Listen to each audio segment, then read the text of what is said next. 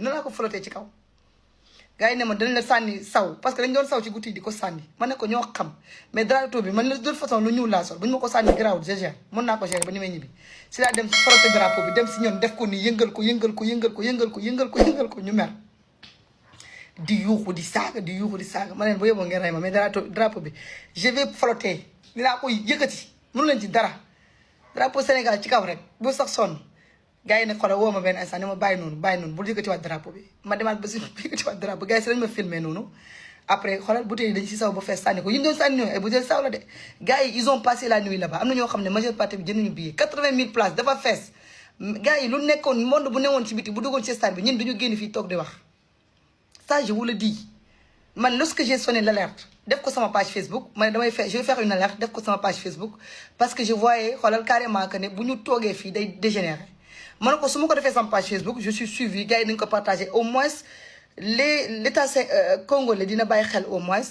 ne am na ay doomu Sénégal yu fa ne à tout moment dinañ dee en plus diplomatie sénégalais dinañ bàyyi xel ne à tout moment mun na am danger si laa jëlee def ko sama page ma ne je vais sonner l'alerte ne tous les Sénégalais qui sont dans le stade sont en danger ma bind alerte ça laa bindoon après ma dem def ko nu mu tudd def une alerte parce que bu maa boobu sonn goo xamante ne naa bind rek man naa bind après si laa rectifié def ko noonu gars yi ma Fatima da nga jum ma ne leen yéen man moment bi ngeen di wax man dal naa leen man taluma loolu naa bind rek gars yi xool ko si laa ko defee dugal ko mu dugal ko nag vraiment mu def toole gars yi yëpp partagé ko gars yi di ma woo sama téléphone awma connexion gars yi xoolal midi lañ dugg stade boo duggee stade amul génnaat doo sawi doo dem fenn doo lekk doo naan imagine ba naan laa lekk ba 22h ma jógee stade xam nga 23h heureusement Gomis moo ma gis ne ma Fatima sa bët yi tu n'as pas mangé ma ne ko effectivement j'ai pris une banane j'ai pas eu le temps de manger comprendre ma lekk Gomis jox ma benn croissant jox ma jus ma naan pour te dire rek solidarité bi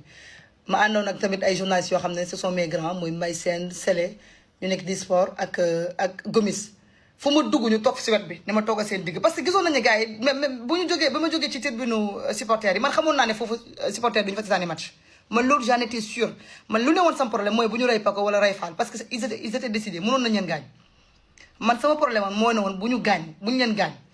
moo taxoon ma defoon publication bi ne bu ñu gaañ benn Sénégalais parce que xamoon naa ne dañ leen di gaañ bu ñu fa continuer dañ leen di gaañ loolu moom xamoon naa ko te noonu la demee gars yi dañu leen a sànni surtout Paco non Paco il nee naa nguur gi da koo war a sargal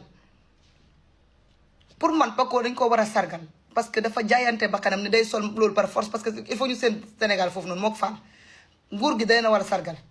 te bu ñuy dem seen propre moyen la ñuy dem ak difficulté yi metti difficulté yoo xamante ne kenn mënu koo xam mais yàlla def na ci sutura ñib si nañ si jàmm ak salaam sénégalais aussi merci pour cette solidarité bi nga xam ne am ngeen ko gis nañ ko si page yi gis nañ ko fépp mu ñuy wax ñëw ci match bi gis nga ba ma jógee foofu noonu damaa dem tribune presse Samba Ndiaye aussi escorté ma dem ak stagiaires yi ma dem tribune presse ma jógee foofu bi ma defee drapeau ba pare ma ne bu yeboo ngeen dee drapeau bi naa ko yóbbu dinaa ko yëkkati ko foofu noonu Paco ak Fall mettez des cœurs pour eux Paco ak Fall c'est des jàmbaar les supporters sénégalais qui ont fait le déplacement ñëw jóge Pointe-Noire jóge Brazzaville ñun ñëpp dañu ñëwoon tey supporter Lions yi mais mayu leen fu ñu leen supporter dañu leen a sànni saw lu ne lañ leen def lu ne loo leen xalaat yéen def nañ ko Paco ak Fall foofu yéen da ngeen a gisul rek man li ma doon wax ma ne yal nañu génn ak bakkan man sama bopp fàtte naa ko mais nee naa yal nañu génn fii ak bakkan parce que à tout moment mënoon nañoo pousse porté bu ñu fa poussoon porté bi duñu toog fii di wax ñëppay dee man c'est la première fois ma paniqué et j'ai paniqué j'assume j'ai paniqué à un moment bi ma toogee ci biir tribune presse bi parce que tribune presse d'habitude dañ koy sécuriser doo fa gis kenn mu ñëw mais tribune presse bi dañu ñëw gars yi xool lañ doon yéeg xam nga yéeg comme des animaux yéeg di mënu ma ko expliquer dañ doon yéeg di yéeg comme ay golo yi yéeg booy xoolal fu ñu teg xoolal dañuy jékki-jékki nga gis sëkk nit ñëw toog sëkk nit doo leen xam fu ñu jógee ñu lay xool nag xoolal xooli bizarre yoo xam ne mooy ay ñit fu ñu jógee ay lii lu mu doon mbaa lii jàmm la mon Dieu je te jure c'est des en fait ay scènes la yoo xam ne mënoo ko sax expliquer parce que soo ko expliquer les gens ils peuvent dire que ne kii day kii mais xoolal y avait Gomis dina expliquer y avait Mbaye Sène y avait Sélé ñun ñoo newoon tribune presse on nous a déplacé 3 fois ci tribune presse bi mais mention spéciale à la presse congolaise encore mention spéciale à la presse congolaise parce que dañu sécuriser du début à la fin parce que presse congolaise bi bu ñu gisee ne xam nañu ñi bokkuñu seen biir te xam nañ ne ñin dañuy topp xoolal gars yi dañoo gars yi dañoo yëkkati benn yoon dañoo changer place parce que man gisoon nañu ma carrément man toogu moon parce que merci beaucoup Prince Gueye mon frère de valeur xoolal bu ñu gisee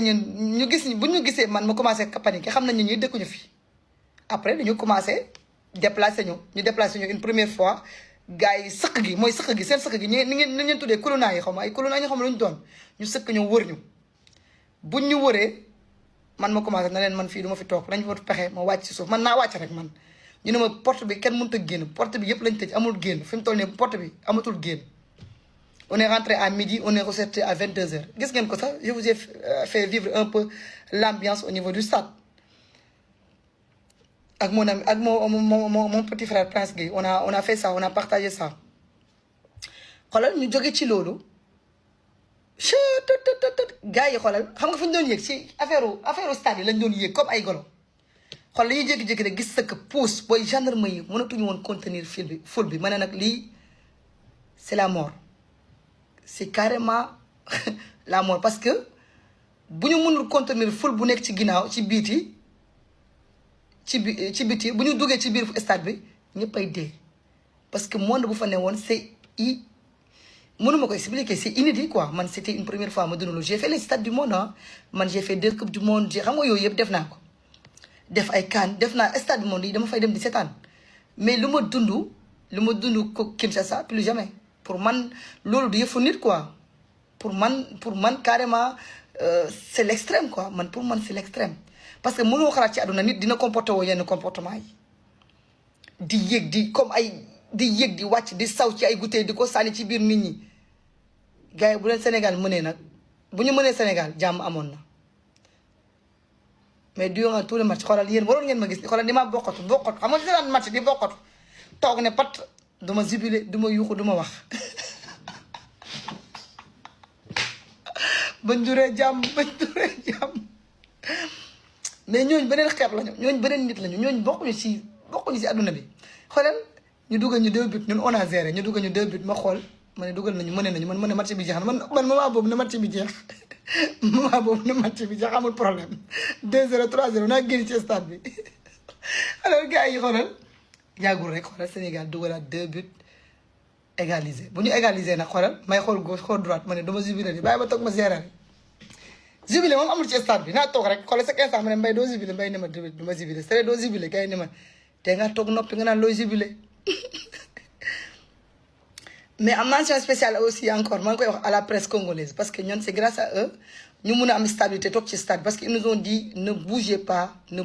restez là jusqu'à la fin vous êtes des journalistes on est des journalistes on va rester là dinañ leen escorter dinañ leen sécuriser ba nu mu jeexee parce que ñi xam nañ ñu et ça s'est passé comme ça buñ dugalee 3e but bi nag Pape Matar defe naa moo dugal 3e but bi ma ki ma ne naan ma ne ko qui a marqué mu ne ma tu sais pas qui a marqué mu wax ma ne ko non je suis congolaise maa ko tey bu ko doon mbalak non mais xoolal damay ree ba maa boobu nag laa commencé firi nànk ma commencé ree ma gis stade bi di vidéo mais stade balaa muy vidéo gis nga suñu dirigeants yi sax amuñu woon place dirigeants yi fi ñu toogoon ci main courante bi lañ toogoon dirigeants yi presque nee na bu fa nekkoon da ngay gérer situation presque da ngay gérer situation xoolal suñu dirigeants yi amuñu woon sax place man xaw ma CAF wala FIFA nu ñu mën a joxe dëkk boobu mu organiser match mais vous êtes 3000 presque 4000 personnes à me suivre mais ça c'est une première hein merci beaucoup les gars merci la famille presque 4000 personnes qui me regardent mais en tout cas je tenais à partager cette expérience parce que j'ai vu que sur mes réseaux les gens sont rentrés ils m'ont posé des questions ils sont venus vers moi mais Sénégal mu dugalee 3e but bi ma xam ne gagné naa ma bokk sama sac bokk sama téléphone bu ma kenn laaj fu ma ko dugal bokk naa ko daal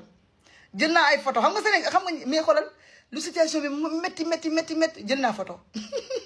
affaire journaliste jël témoin de l'histoire photo naa stade bi dañu fa sànni ay affaires yooyu jël naa ko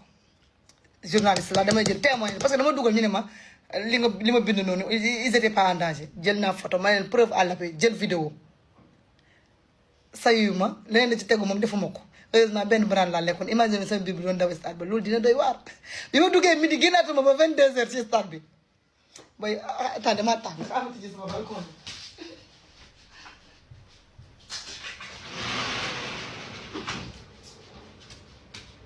dama doon tijji balcon bi ma duggee stade midi génnaatuma les gars ba match bi jeex dangay toogu la porte yi xoolal gars yi atassa gars yi xoolal sa mbët yaa ngi nii ça fait 3 jours que j'ai pas dormi je suis arrivée aujourd'hui sans que laa ñëw mais je tenais à partager cette expérience avec vous parce que vous m'avez accompagné si moment yi métti yi mention spéciale à Sidi Talla aussi c'était notre photographe bi nga xam ne moo nekk nu mu tudd Elifit lan la sax presque wax ma tur bi maa ngi koy fàtte Sidi Talla photographe la moom bi mu jubilé lañ ko bëgg a génne si mai courant bi dafa jubilé gars yi bëgg koo génne Baros tamit il a eu sa dose Baros tamit dafa jubilé gars yi ñëw nangu kii am nii am nu mu tudd gileem doon photographe maanaam yow daal bul wane ne da ngaa sénégalais ah élite voilà loolu la bul wane Elite Studio voilà Elite Studio ak Cheikh Foot ak ñi nga xam ne ñoom lañu àndaloon ak Cheikh Foot la ak kii Med Shop vraiment une délégation sénégalaise boo xam ne dañu soudé woon pour génn si stade bi moment bu ñuy génn si stade bi moom am na ñoo xam ne dañoo takk drapeau congolais Med Shop gis naa ko Cheikh Foot style gis naa ko mais man daal je retiens que la victoire aujourd'hui du Sénégal on avait Med Shop on avait Cheikh Foot on avait aujourd'hui le grand photographe aujourd'hui il a du mérite fu mu jógee ba nu mu toll nii muy ki nga xam ne mooy Sidi Talla yéen a koy gis xaw waay man booy bu mën wax sa affaire bi waaye tamit loolu normal la waay c'est pas normal Baros il a eu sa dose de mais man yéen tamit je suis pas une lionne pour rien quoi j'ai géré élite la je le dis encore Baros il a eu sa dose man j'ai eu ma dose mais Elite Studio kooku c'est un grand monsieur aujourd'hui dans ce milieu qui mooy jël photo li nga xam ne mooy joueurs yi bu ñu duggee si page am di ngeen gis le travail extraordinaire bi nga xam ne mu ngi koy abattre foofu noonu. les joueurs le cas des joueurs Pape Matar Sarr laajte leen ko Pape Matar jubilé wut de gars yi dañu jubilé dem ci panneau bi parce que bu ñu demee foofu gars yi dañu leen di sànni gars yi li ñuy sànni moo garaaw xam nga gars yi dañuy sànni ay saw gars yi dañuy saw si bouteille téye ko boo ñëwee ñu sànni la ko léegi gars yi nag jubilé wuñu mais man bu ñu dugalee troisième but bi ma ne alhamdulilah. mais sans parler de El Hadj Ousseynou Diouf je termine mënuma wax ci Diouf il faut mu wax ci Diouf yi mais Diouf yi mooy ndaanaan Diouf yi mooy bandi Diouf yi mooy jantal bu Diouf yi boo àndeex moom doo ragal Diouf yi bu Sénégal bu bëggee bakkanam da koy teg ci Sénégal taxawal nii booy xoolal noonu la def xeexal Diouf yi seul Diouf yi dafa bokk ci dispositif équipe nationale njaabu Diouf yi ak match yi mel ni dafa bokk ci dispositif Sénégal ndaanaan la en plus balaa ngay xam ndaanaanam dëgg mu génn mu gis la ñu lay man mu génn ñëw saaga seen nday taxaw xeex. j'ai fait comment pour sortir du stade on nous a escorté à la fin du match gis ngeen vidéo bu ma def j'ai fait ça avec des journalistes parce qu'il y a beaucoup de gens qui n'ont pas compris parce qu'ils pensaient que j'étais avec les Koulouna les supporters j'étais pas avec les supporters j'étais avec des journalistes congolais